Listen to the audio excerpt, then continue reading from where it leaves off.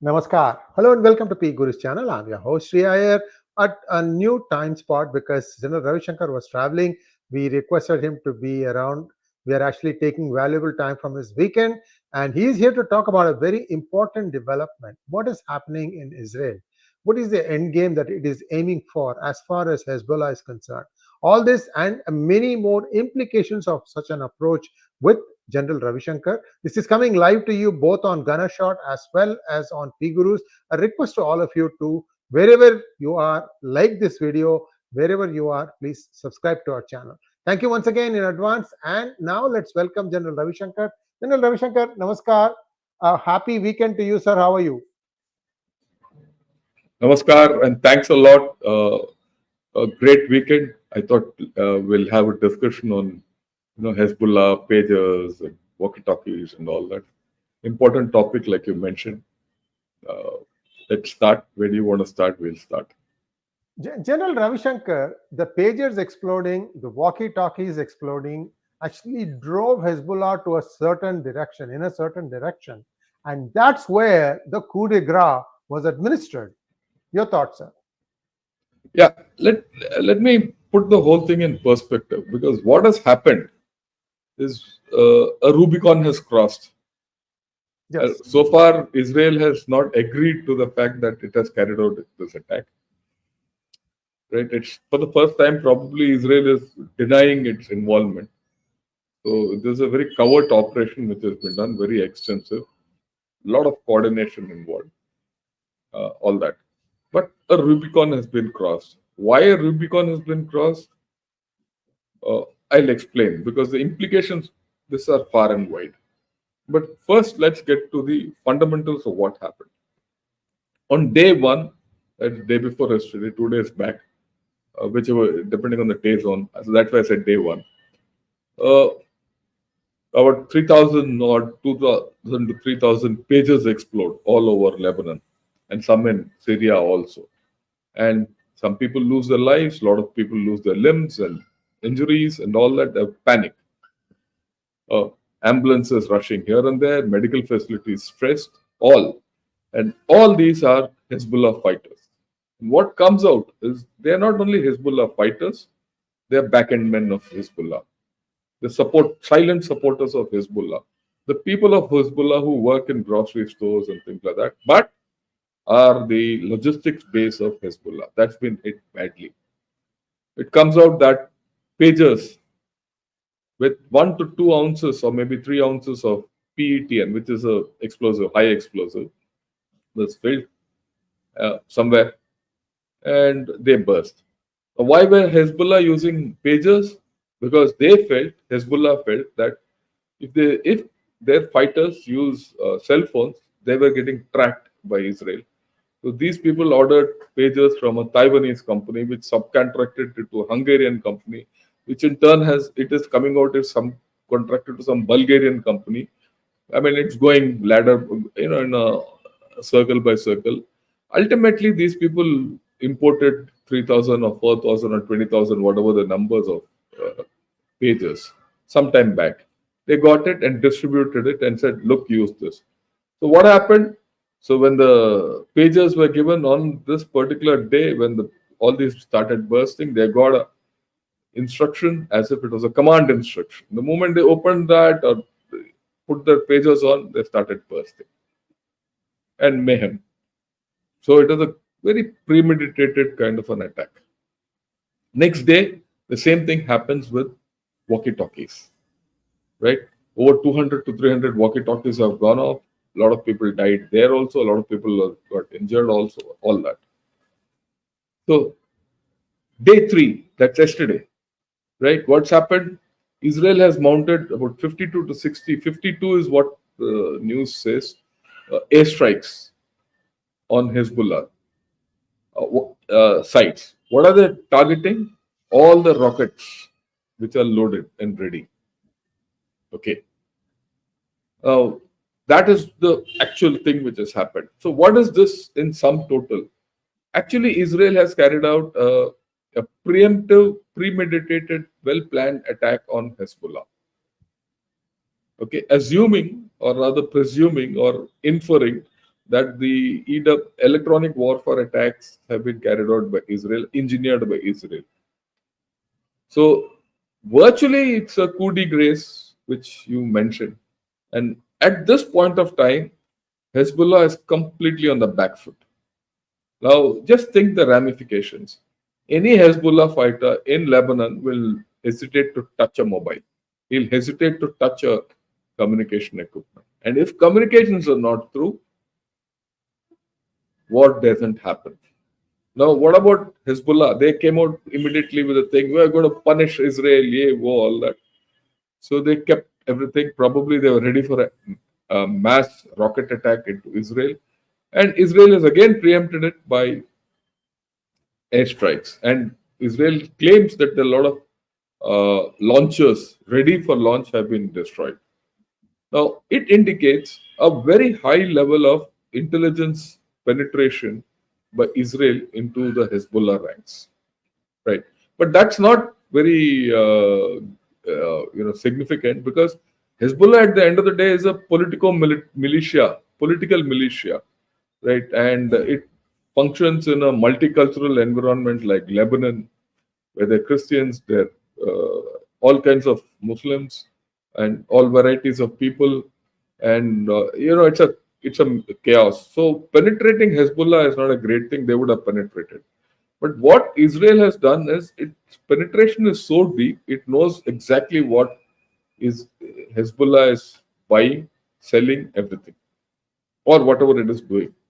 So forewarned is forearmed. That's the thing. And forewarned and forearmed, you can destroy your opponent. That's what Israel is doing at this point of time.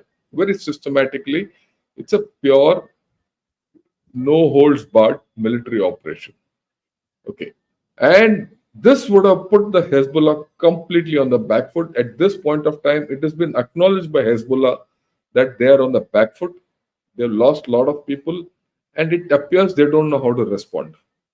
Now, look at it from a different point of view. Hezbollah, despite all the big talk we've heard, they've got 150,000 rockets, this and that, very powerful and all that. At the end of the day, it's a political organization. I mean, just think for a moment. I mean, it has about 30% of seats in the Lebanon parliament or equivalent of that, and it is actually vying for power there. It's a Shiite organization, and it draws its sustenance from Iran, so it does what Iran wants it to do, and they know they hate the Israel and they want to destroy the Israel state. All that is basically for political purposes. That has taken a huge back hit now. See, at the end of the day, it's not the military problem of Hezbollah, but it's a political problem which has now been created for Hezbollah, which is, in my opinion, far more important, because they are now at a loss as to how to respond, and response won't come easy. And in that place, Hezbollah is not a machine which generates a lot of funds and all. It's quite strapped for funds, right? And now it doesn't have technology, no nothing. So it has to go and buy things from the international market. Now, wherever it buys from the international market, that's a question mark. It's vulnerable. Complete Hezbollah vulnerability has been exposed.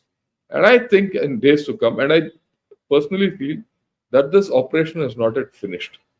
This is an ongoing operation. We are yet to see the end of this. This is just the phase of the operation. But I thought I'll put all these things in perspective.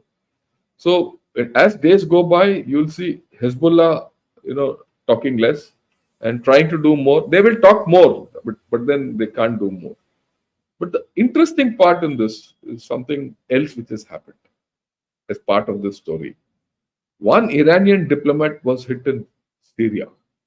Yes. Okay. Now, that's a direct assault on Iran. Just think, this is not the first time an Iranian diplomat was hit in Iran or Syria. Earlier, there was a chap who was assassinated out there. Now, a chap has been hit. Then go back to the time when, Ismail Hania was assassinated in Israel, in Iran. And there was a lot of big talk. There was a lot of big expectation. Oh, Israel will be attacked. Iran will do something. Hezbollah will do something. and as if Israel is, been completely under siege.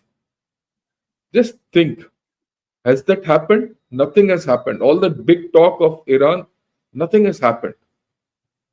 And the strongest arm of Iran was Hezbollah. That's been hit badly. Hamas has already been hammered. Hamas, Gaza, that is pretty secure. Hamas retaliation is very poor. Houthis are there in one corner of that thing. They'll fire an odd missile which Israel can handle. So overall, if you see, this is a major strike. And against Iran, which has no response. Iran couldn't respond earlier when Ismail Haniya was assassinated. They are not able to respond. They'll not be able to respond now also. The next point which has come out is all this Israel has been doing also within Iran. If you go back in time, they assassinated a nuclear scientist out there. They assassinated this Ismail Haniya. And then they've been carrying out targeted attacks in Iran also, which indicates that Iran is also a porous situation. And there are, protests within Iran about Masa, Asini, who was, that girl, 20-year-old girl who was killed in custody. Yes. Right? So, Masa Amini, yeah. Now, Israel has Iran has its own problems. So that's also being exploited. So actually, what Israel has done, very, very, very, very, very deep operation. They have incapacitated at this point of time Hezbollah, and they've marginalized Iran. How this will unfold if they have anything to be seen. But if you talk on the evidence of the past 2 months, whatever has happened, Israel has done what it wants. We can keep arguing about the human rights part of it and all that, but I'm not at this point of time getting into it because I'm talking it from a purely a geopolitical and a political and a military point of view. Yeah, your question, and then I have more to say. Yeah, I just wanted to touch upon what you mentioned about how they took out the nuclear scientists. Many people may not know the story. So, what has happened is this nuclear scientist had his daughter living abroad, and his grandchild, the grandson or granddaughter, I don't know. There were some pictures sent. Now, Israel knew where the daughter was residing. So what they actually did was in the JPEG, which was sent as an attachment to an email, they added an extra header. I don't know how many of you know about a JPEG file. The JPEG file that you all click for the picture, right? It's got a bunch of headers.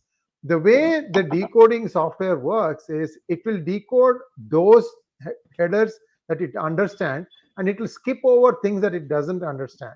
This is pretty much the format even in MPEG files also. But so what happened was this scientist gets this picture in email as an attachment. He clicks on it. Then Israel knows where he is because he was hidden in a bunker. They know exactly the coordinates of where he lives, and within minutes he was taken out. This happened a few years ago, General Ravi Shankar. It tells you. Yeah, I agree with you. The amount of technical. Go ahead, sir. Yeah, go ahead. Yeah, that's what I was saying. You might as well explain it. No issue. This technical prowess that they have is something else. Now, after some time, Iran tried to retaliate by going after 12 desalination plants of Israel. I think they could cause damage to, I think, 4 or 5. And you know how Israel retaliated, General Ravi Shankar? What they did was, Bandar Abbas is the busiest airport seaport in Iran that handles much of their traffic. What they did was they put some malware code so that any computer that was connected to the Bandar Abbas port network that monitors the logistics, shipping, incoming, outgoing, everything, right? Any computer, the computer would start booting and then it'll reset. Again and again and again. Everything. All the computers, none of them were able to boot through. So you know what they had to do? They had to start doing everything manually. But imagine if they have already got a process which is halfway through. They wrecked it. They wrecked the Iranians. So I don't understand one thing. Why is Iran being so stupid? Look, like I wouldn't say they're stupid. For them, it's a matter of pride. It's a matter of power projection in that area. Uh, it's it's larger. Okay, uh, I'll not pass a judgment on whether Iran is good, bad, or ugly or stupid. But then that's what they've done, and that's their way of thinking, and we are here to analyze it. Right now, the point is that this is not replicate. This kind of attack has been replicated even by USA. After all, you look at that movie Zero Dark 30, where Yeah, I've seen it. USA, yeah, they tracked down Osama bin Laden. So the tracking down everything is a matter of how things are done on ground and electronically. So it's a combination. And if all this Israel has been able to do, it has been doing very very very methodically. It's got its talents deep into Hezbollah, into and Hamas and Iran. If you remember, when 3 months back, when Iran hit Israel with 300 drones and they were you know intercepted and all that, Israel retaliated by just one small missile strike, which landed just next to their one of their you know atomic Nuclear sites. sites, Yeah, nuclear yeah. sites. So that was a big message to Iran. Hey, bhai, this is what we can do to you. But then the dynamics of power and the West Asian cauldron is that Iran is now operating through Hezbollah. Now Hezbollah is hit. Iran has also been hit indirectly. Iran is now being shown out as something which cannot do anything else, and its record is the same record. Use Houthis, use Hezbollah, use Hamas, and all of them are being hit. Now, what goes on next is to be seen. Will this escalate into a proper war between Hezbollah and Israel? A lot of people are saying this might be Third World War and all, but that's a literary story. What will Hezbollah do now is the question. Like I said, Israel has created a political problem for Hezbollah within. See, the Hezbollah draws power from the rocket arsenal it has. People say it has 1 lakh 30 to 1 lakh 50,000 rockets. Some would have been spent now. Some would have been hit now. Now, like you said, Israel has tracked probably every Hezbollah chap's movement, and it knows exactly where it is. Now, so whenever next Hezbollah people come out, they'll get hit. So, where does this go is an interesting thing to be seen.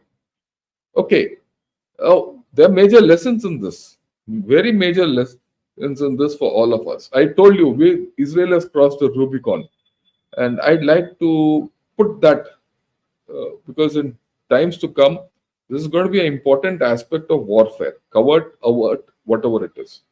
You see, if you go back in time, 2019, there were attack on Aramco oil sites in Saudi Arabia, right? There were two attacks, and one attack was on Quraysh and the other was on Abu Bakr.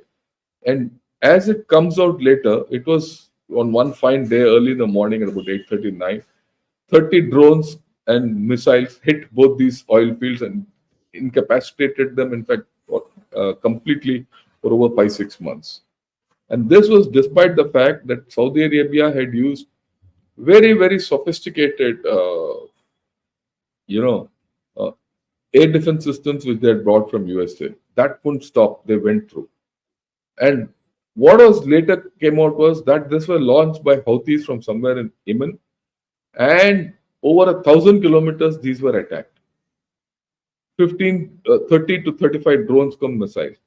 Actually, that was the first time a mass drone attack was attempted by anyone. And that, over a period of time, has led to complete drone warfare. Today drone warfare is not only this long-range drones, short-range drones, surveillance drones, logistics drones, first-person view drones, and drones are almost ubiquitous on every part of the battlefield. Just last week, the Ukrainians attacked a Russian, ammunition dump, where a majority of their missiles and all were kept, and that dump got finished off. How? Mass drone attack. So now from oil fields, people have started hitting, uh, you know, ammunition dumps en masse. The drone attacks have become sophisticated. Just think, I'm just spending some time on drones so that people understand the larger issues involved. Now, look at it this way. Ukraine never had, doesn't have a navy of its any kind, but using drones, it has destroyed half of the Russia's Baltic fleet, Black Sea fleet, and put it into the port. And they've brought in a new era of sea denial. Sea denial was used to be done by basically naval forces and between two navies and all that. But this is something different, completely. There's a paradigm shift after that. Okay, and then you look at Israelis, right? They've got used air defense missiles to knock off all the drones. So, and today drones are, you know, prevalent everywhere. And air power. When you talk of air power, classic sense, it is drones come, intelligence come, fighters and all. It's no more just air forces, right? So there's a change which has happened because of drones. My view is that this attack has also crossed the Rubicon in the use of electronic warfare. And you will see hereafter, as days unfold, a new form of warfare enveloping us. And to a large extent, we knew the problems. For example, in India, Chinese cell phones are dime a dozen. Everyone buys these Chinese cell phones. We knew that the Chinese were taking all our information, right? And this is true of not only China and India kind of a scenario, everywhere. So virtually, the Chinese know a lot of things about India which we think they don't know, or we're trying to hide from them because of their our usage of Chinese phones. Tomorrow, what does it stop from a Chinese guy from putting this explosive uh, element into the Chinese phones and pushing it out to India and causing mass attacks and demoralizing the country, or even going in for targeted attacks, right? So this is something which I think we have to really be alive to it, and that means you have to take Atmanirbharta to a higher level, right? And Atmanirbharta is not just talk; it's going to affect all our lives. Our lives are at stake. Our future is at stake to a large extent. You might think I'm talking alarmist or creating panic, but this is the reality. If you see how drones have developed, why did I talk of all that? The way drone warfare has developed over years, electronic warfare also will develop over the next few years. Maybe in 3, 4, 5 years, you'll start having all these problems, right? So I think every country has to rethink this whole story. And what will this do? This will isolate people. We all thought that we are going to do communication sans borders and all that. That's now gone. Let me highlight one more issue. What is the sanctity of this mobile phone when I take it into an aircraft? If this has got some element of explosive in it and it bursts during a flight, then what happens? Right? So aircrafts and air, I would say aviation industry as a whole now has to rethink this whole story. And if they rethink the story, just think the effect it's going to have on us. They'll, the day is not far when you have to have a certified cell phone to get into aircraft, or your cell phone will be subjected to special checks and things like that. And we don't know exactly how this whole story has been triggered and all. It will come out or might not come out, but there'll be a lot of conjecture in this. So this is a Rubicon which is crossed, and this Rubicon which has been crossed transcends military borders and will affect all our lives. Oh, this is all what I had to say, and we could have some discussion on this, yeah, and your views also. Thank you, General Ravi Shankar. My overall observation is that to effect something like this, Israel had to go through, basically hoops to try and make sure that in the chain that the place where it was injected, the explosive and the trigger circuitry and all that stuff, was at a place where it was guaranteed that it would land only in the hands of people who are connected with Hezbollah. By the way, 19 IRGC soldiers also have been affected. 19, 1 Yeah, 9. So the thing about this is Iran can't walk away from their support of Hezbollah, especially ambassador is getting hurt. So Iran is now completely hand in glove with Hezbollah. That is now known. You can't walk yeah, around. that's now official. Yeah. Yeah, The question that is the fear that I have is what happened was they actually started heating the NICAD, and the NICAD battery, because it crossed a certain temperature, I think that's what triggered it, yeah. and so on and so forth. So, but to heat NICAD, they have to issue a command from outside, and then that's how they could get this thing. The amount of work that has gone in to put all this in place is quite widespread and quite detailed, and it's not something that I think would affect, impact people like you and I, maybe you, not me, in taking our phones and getting affected somewhere. No, Um, I mean, look, let me disagree slightly with you here. you In mean I am more? 2019, no, in 2019, when the Aramco attacks happened, people didn't visualize how drone warfare will evolve from there. Okay, it was an individual attack, it was a daring attack, all that. Same thing here. What this attack does is it puts uncertainty into everyone's minds. True.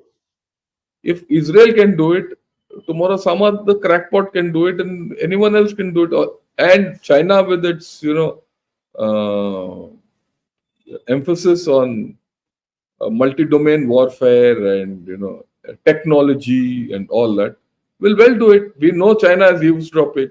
So what will it stop? What will anyone stop China from injecting 2 grams of you know P10 or explosive into any mobile and pushing it across? So, like for example, I'll now hereafter be very hesitant to accept a mobile as a gift from anyone that's targeted, right? And for that matter, any of these electronic gizmos, even if someone gives me a pen, I'll think twice by it's a normal pen or a digital pen.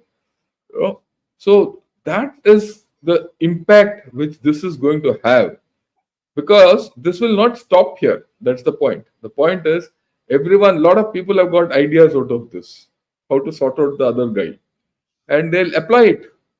Once you apply it and 2 3 more incidents come out, you're going to change the way things are going to happen. That's my argument. In fact, already a couple of articles have come out on this business of aviation and all that. And so it's going to change a lot of things, and we're going to see interesting times ahead. So that's one part of the story. We're going to see a change in what's going to happen in West Asia itself. Will Hezbollah undertake a major offensive into Israel? It doesn't have the capability. Will Israel go into Lebanon? Israel will not do it because it has got better methods of non-contact warfare. Why should they have Right? to go in? Yeah. Yeah. Why should you go in and fight with them? So what can Iran do? Very little. Already there are certain reports coming out of writers from the Middle East. They said, why did you go and finger Israel the way you did? You should have On known October 7th. that. No. Yeah, yeah, not only October 7th. You should have known that Israel is a very innovative country. It's going to innovate, and it innovated in the Yom Kippur War. It innovated in the 1967 war. Everything. Okay, innovation is the order of the day in Israel. Now that you made them innovate into something, they'll not let you sleep. Every time a Hezbollah chap looks at a cell phone, he's going to be imbibed with fear. That fear psychosis would have set in, right? So that's the point which people in Middle East are making. So will this lead to a peace? There's a chance. Will this lead to further war? There's a chance. But one thing is, Israel has stirred the waters. It's stirred the pot beautifully. Militarily, I'm speaking. I'm not talking of human rights and all that. That's a different story altogether. So, but then there's a lot at stake now, and we'll have to see how this whole story, you know, uh, rolls out. Uh, And yeah, to, yeah. to, Go ahead, please. to add one more thing, right after it was clear that it was Iran who was supporting Hamas in the October 7th attack, Israel gave a warning shot for about 8 hours in a day. 70% of all point of sale terminals, not all, 70% of point of sale terminals in gas stations stopped working. So once the POST doesn't work, you have to have money. Otherwise, you already filled up your tank. Yeah, Imagine yeah, yeah. they There are a they lot of issues. they have given ample warnings to Iran. That's why I said that thing, General Ravi Shankar, because Iran knows that no matter how highly it thinks of its scientists and engineers and its own intellectual power, unfortunately, right now you are outmatched and you are not a neighbor. You're not adjoining Israel. You are a long way away. You have to carry out this proxy warfare, and it's not easy. It's very, very difficult. So, one question for our viewers also they might have is is Hezbollah drawn from the Palestinians who moved into Lebanon in the 70s? No, no, no. The Hezbollah doesn't like Palestinians. Incidentally, the Palestinians are largely Sunni. The Hezbollahs are all Shiites. So there's no Okay. love lost. There's no love lost at all between them. Look, Iran is playing with Hamas because it suits Iran's purpose. There's no love lost between Hezbollah and Hamas ever, right?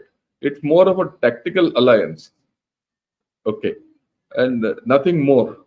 And Hezbollah by itself probably would not have had any problems with Israel, but for the fact that they've been funded by Iran.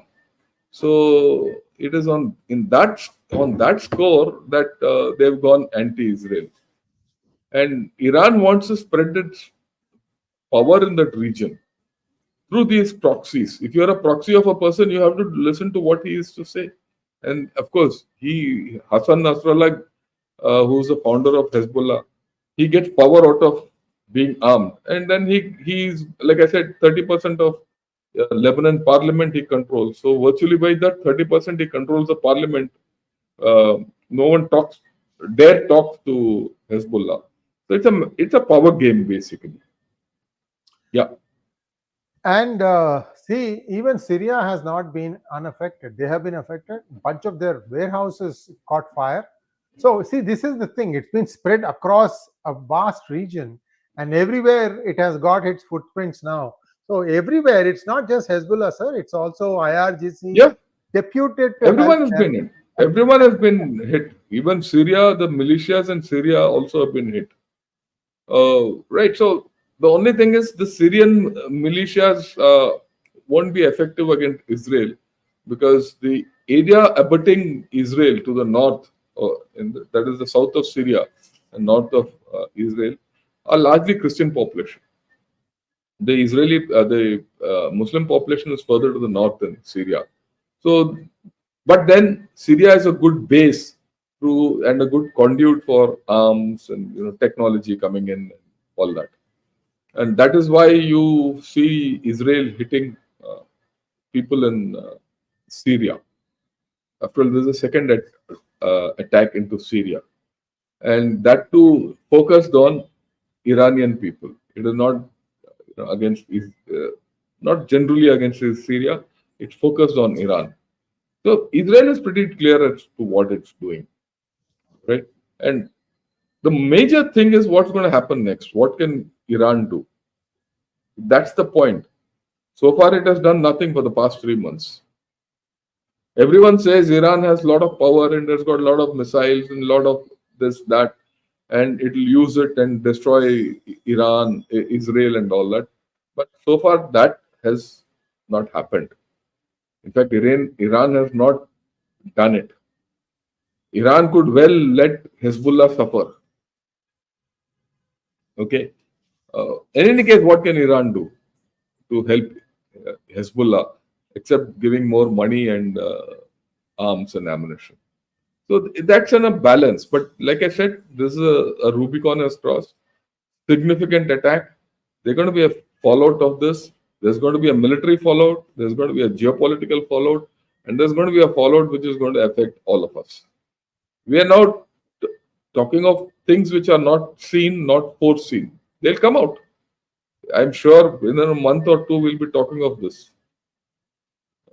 episode where we discuss the fundamentals of this story. I'm very confident of it. Very true, very true. Yeah. Sir, we have a few questions from our viewers. Yeah, let's take. If we could take them.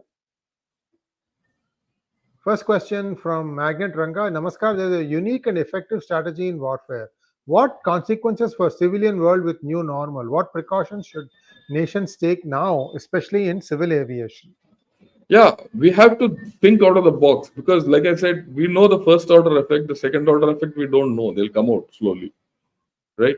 So, the aviation industry in particular, and even wherever you have computer control systems, a lot of your systems are computer controlled. You can be attacked through that also. So, a lot of defensive cyber warfare has to be put into place. One thought cyber warfare was going out of equation, but Israelis have reinvented cyber warfare in a deadly manner. So, I mean, just think if tomorrow you're going to put this in your railway system and a few computers are hacked in railways, then it will lead to accidents, right? Blackouts. Those were normal, sub-violent issues. But hereafter, you can generate violence through cybercrime or cyber attacks. So precautions, very simple. You have to be Atmanirbhar. If you're not Atmanirbhar, you're going to be at a loss. You're going to leave your adversary nation to be able to do what it wants to you. Would you like to be in that situation? There's a huge wake-up call for India. Let me tell you this.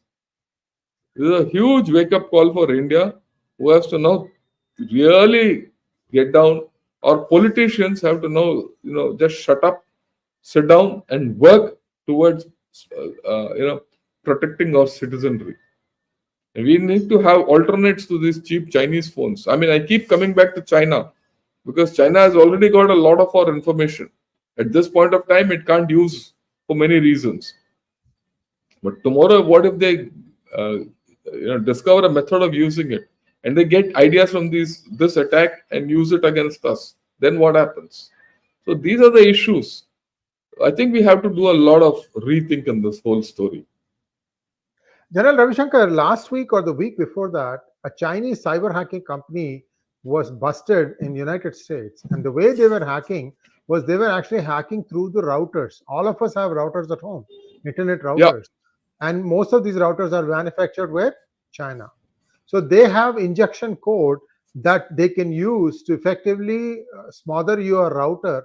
And they were actually going after some companies, and they would essentially go and extract ransom also if you didn't comply to their request. And many companies, they have no other alternative because business is suffering. So they have been trying this, and the US has actually busted one such network.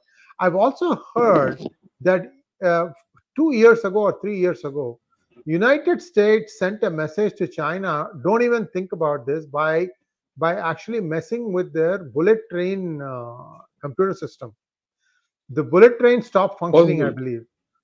In the middle of nowhere, the train just stopped.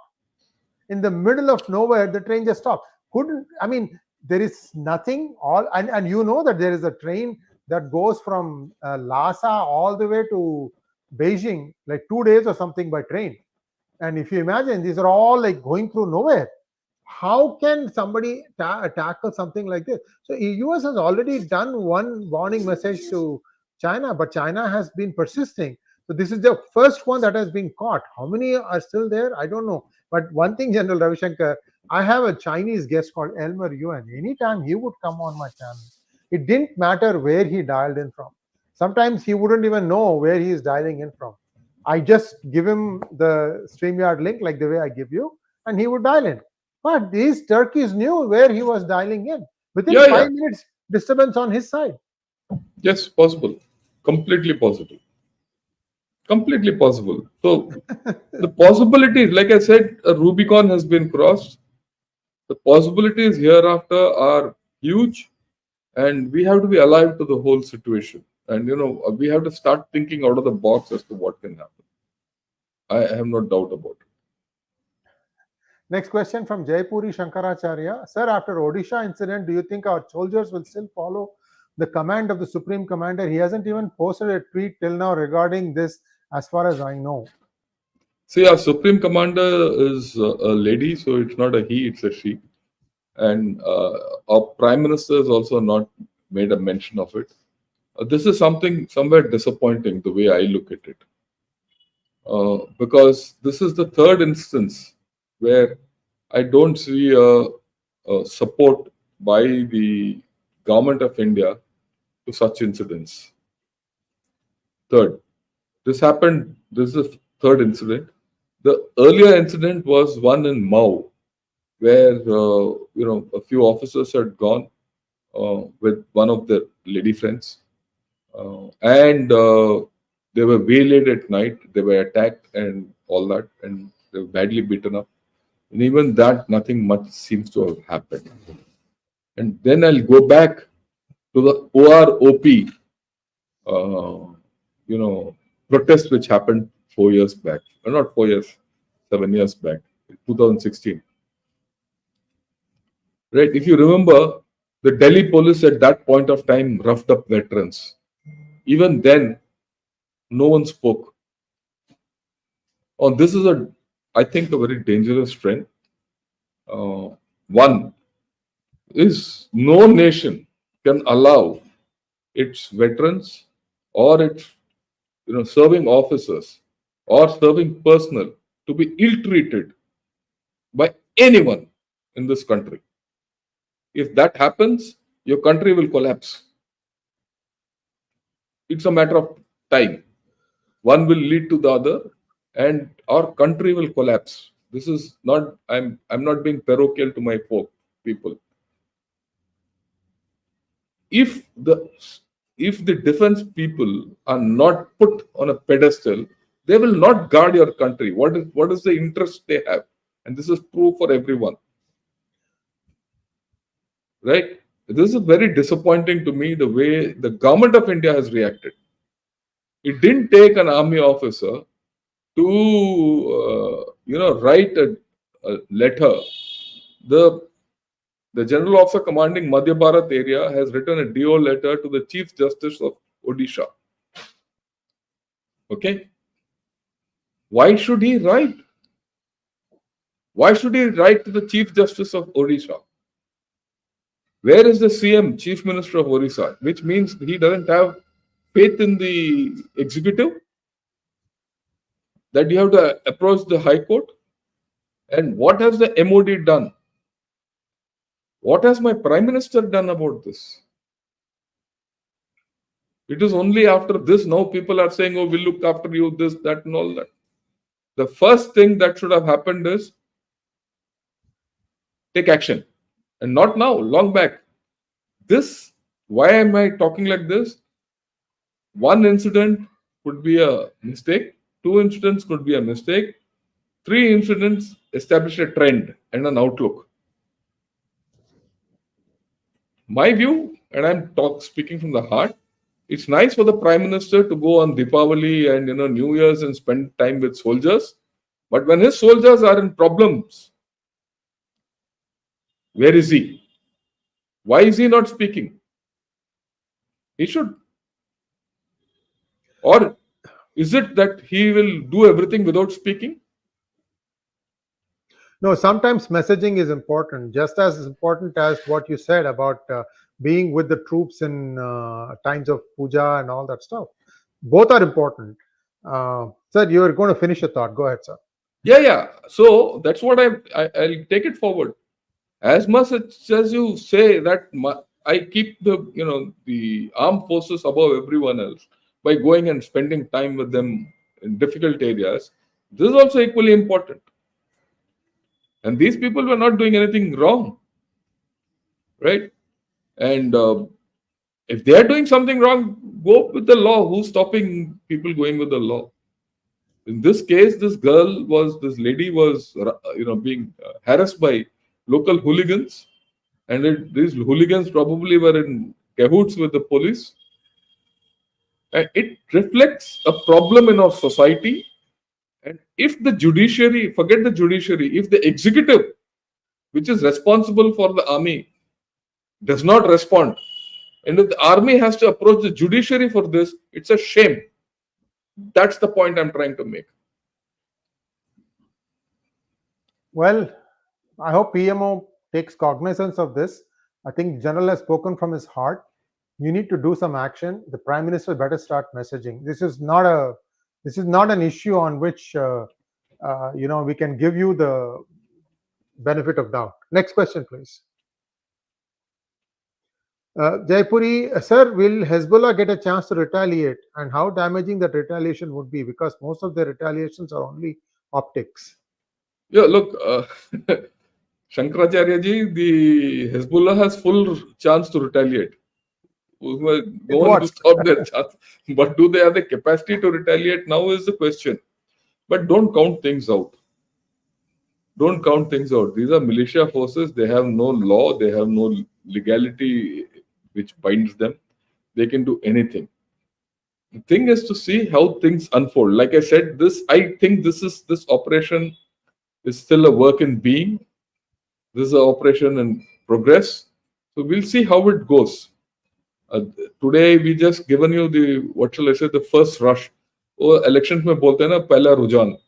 So this is only the rujan of the whole story. The thing is to roll out eventually. Let's see how it goes. Yeah. General Ravi Shankar, there was another incident in Tamil Nadu that happened similarly. Yes, I remember that. Yes. And it was a local DMK thug, if I remember correctly. Yeah, who manhandled one soldier. Yes. Yes. So it's not the first time. The point is the executive has to speak up. The day the armed forces have to go around the executive and approach the judiciary, I think it's a sad day for India, the way I look at it. Yes, indeed. Next one, please. Manavsan wants to know, does Israel plan to invade Lebanon? Do they seek a war to drag in US and have it defeat Iran? Should other countries like India worry about supply chain infiltration by Israelis for their war aims?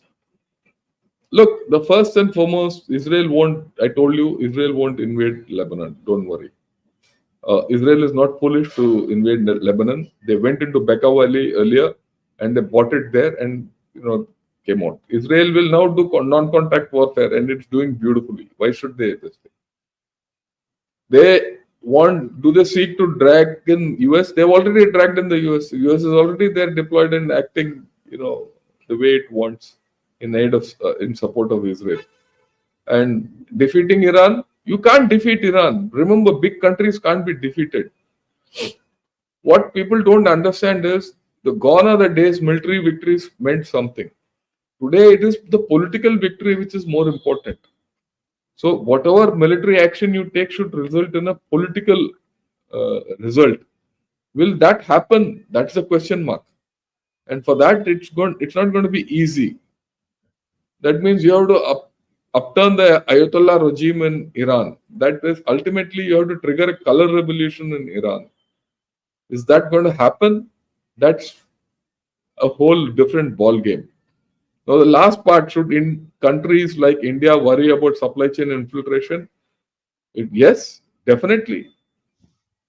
Your entire supply chains are based out of China. That's what I've been trying to tell you. So if you don't do anything on your own, and all this globalization and all nonsense which we've been speaking of, everything without borders type, we need to rethink. We have a major, that's why I said, this is a Rubicon which has crossed. And that you'll see things, questions being asked, because this has touched people's lives intimately when they're buying vegetables. If that can happen to a chap in Hezbollah, it can happen to you tomorrow when you go and buy mangoes. Okay, why I said mangoes? It was mangoes which did something to Ziaul Haq. Okay. Caseload of mangoes. Yeah. Chirantan Saha wants to know, sir, I feel Atmanirbhar in India in military is not working. Air Marshal AP Singh already said Atmanirbhar cannot be at the cost of India's security. Don't you think Atmanirbhar is taking too long? Yes, it will take too long. First and foremost, I don't agree that Atmanirbharta is not working. It is working, but it is taking a slow pace. Pace is slow. It will take long because our polity is weak. See, our political system, whether it is BJP or Congress, across the board, and this I'm talking very, without bias, is weak. Okay, our bureaucracy is weak. The combination of a weak bureaucracy and, in fact, I would put it the other way around. Our bureaucracy is strong. It is weak to move things, but it is very strong to, put impediments in the whole process. Hurdles, right. Yeah, hurdles. And our politicians are not knowledgeable enough how to go about it. We have had one or two politicians only who are technologically sound, who could speed up things. And that was a person like Mr. Manohar Parrikar. When he was there, things could move because he was capable. After that, everything is this thing. People might be good. That's a different story. There's a difference between people being good and people being incapable. Okay. So our politicians, by and large, are not capable. So we don't have a choice of not being Atmanirbhar for a long time to come. Next one, please. Thank you, Sanjay, for your super sticker.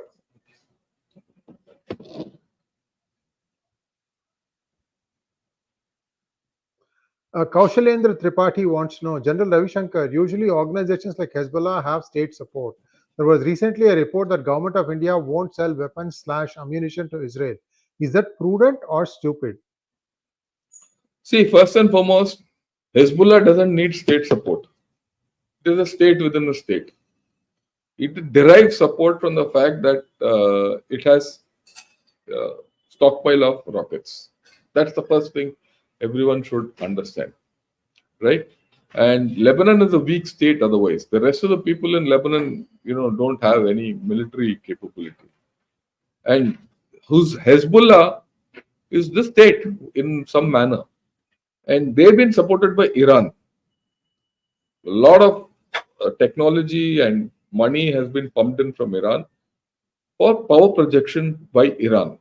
Now that Hezbollah is now under stress, that's a different story. Now government won't sell weapons and ammunition to Israel. Is that prudent or stupid? It's very simple. Let's look at it from this point of view. You cannot, sell arms to Israel because you have deep connections with the West Asia. Your oil comes from there. You have cultural connect with them. You have a civilizational connect with them, right? You can't support Israel alone. You must go back in time in our Indian outlook. Till 60s, people in the Middle East were using Indian rupees. That was a legal tender in a place like Bahrain. 60 till 64, the Indian Post and Telegraph operated the Bahrain postal system. For people who don't know, you have deep connect with people there, right? You have expats sitting there and working. You're getting foreign remittance from there. So your connect with the West Asia and Muslim world is deep. In that kind of, and you cannot get away from it. And you want them. You can't run away from them. Your fertilizers come from there, right? And you are now entering into deals with them like the IMEC, right? Okay. India Middle East Economic Corridor, right? You have lot deep connections. Would you like to endanger all those connections by selling anything to Israel? No. At the same time, you have deep connect with Israel also. You have deep military to military connect with Israel also, incidentally. Our officers go and train there, their officers come and train here. I mean, this happens with people from the Middle East also. right? So you have to be even-handed with both these people. I mean, the preferred choice of training for most countries in Middle East is India. How many people know this? So in such circumstances, you can't be partial between the two, right? And that is why, I mean, you just think our prime minister was one of the first prime minister who went to Palestine. This was 4 years back. And who took him to Palestine? Israel. He went to a place. From there, the Israeli aircraft accompanied him. He landed in Israel, and from Israel, he was taken by helicopter into Palestine, and he met with the Palestine Authority. So our links are across the board. Okay. So, and we are the ones who are rooting for a two-state solution out there. So I don't think we should be indulging in weapon sales to Israel or the Middle East in this issue. For other things, yes. Next question, please. Thank you, Debashish Chatterjee, for your generous super sticker. Yeah, thanks a lot. Thank you, Goluda, the fam. Thank you so much. They should do like Nashik. Don't rant on PM. Oh, that's not the way. Look, let me explain. Let me explain this. He's my prime minister also. Okay, it's not your prime minister only. You can't go and start going on a rampage and start beating up people. Those days are over. We are in India which is far down the line. And you're talking to a person who's seen this happen, where army officers and people used to go and beat up civilians at that point of time. But that was of a different era. How can I go and beat up people whom I'm supposed to protect? You have some sense when you ask such questions, notwithstanding the fact that you're giving a super sticker. If this is not a rant, please understand that. Actually, we should have filtered also. Sometimes they give you super sticker just so we can acknowledge, and then the question comes in.